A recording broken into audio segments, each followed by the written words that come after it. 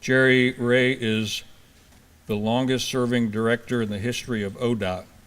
He was first appointed director in 1991 by the late Governor George Voinovich and served for both of Voinovich's 2 terms.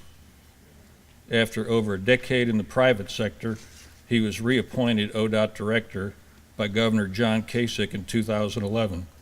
Director Ray earned his civil engineering degree from the University of Akron and began his career in ODOT way back in 1969.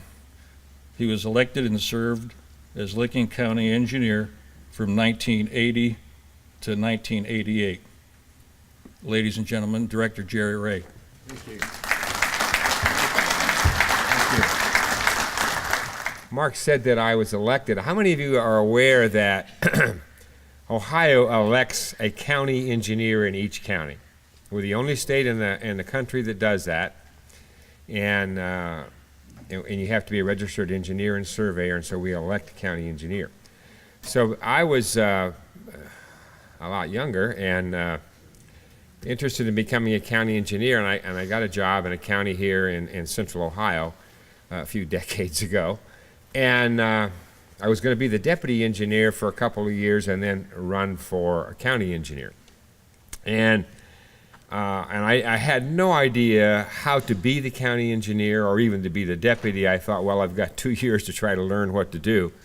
And the very first week that I was there was a county road superintendent who worked for the county engineer, and they were extremely proud because they had just purchased a new dozer. And the budget for that county was less than $3 million annually. It had 450 miles of road, 400 bridges, less than $3 million annually. So equipment purchases were very precious things, and they were very proud when they, once every 5 years or so, they would spend $30 or $40 or $50,000 on a piece of equipment. Other than that, they bought a lot of used stuff from the military. They went to, any of you ever gone to auctions and bought stuff? And I remember in my very first week or two there, going to our yard and looking around at the equipment we had, and we had mechanics trying to hold everything together. And I remember thinking to myself, if I get this job, I am not going to be in charge of a junkyard. I didn't run for this. I'm not going to run for this job so I can be in charge of a junkyard.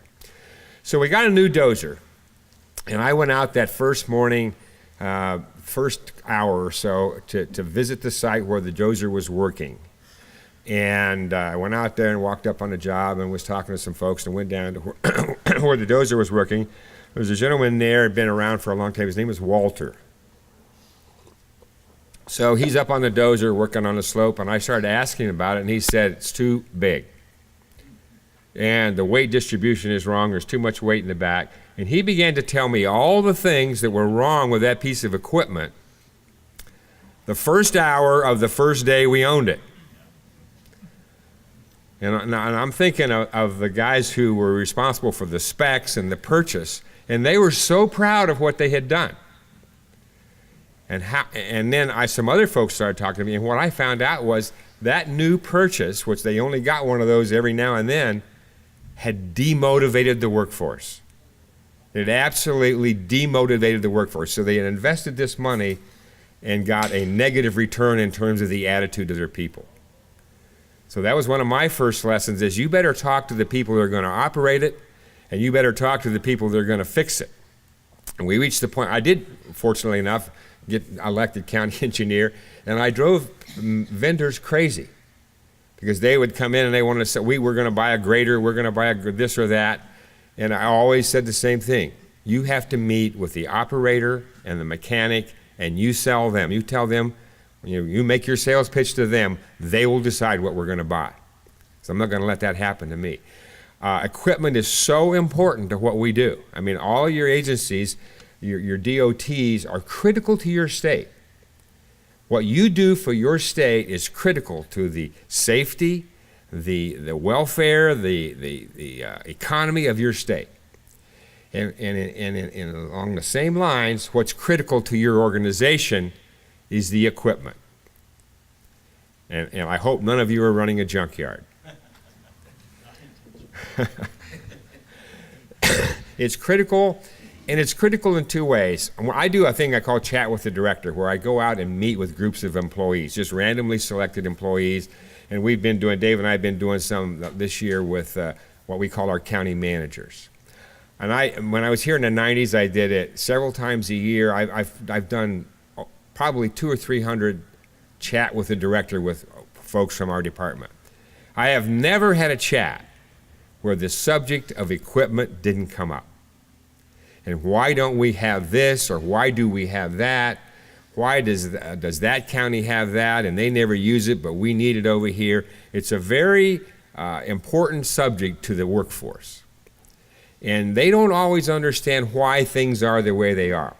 I always tell our folks that two things are important to be a great organization. Number one, you got to be smart. And that's what this conference is about. We'll talk about that again in a minute. But you're here to try to determine what's the best practices. Should we own or should we lease? So you're trying to be smart.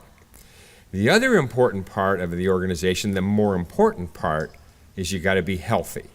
And healthy has to do with those demotivators, with those how the people feel about where they work, how well you communicate, the level of integrity. With your equipment, just if I take you all the way back to that first day when I was there in the county,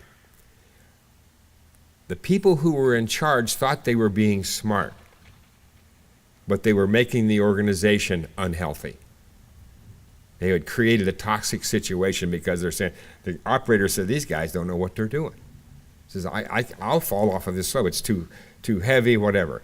So what you're doing here today in this conference is extremely important. And I hope that you have a good experience, that you have a strong agenda. I hope you have a good time at the zoo and also enjoy your time in prison.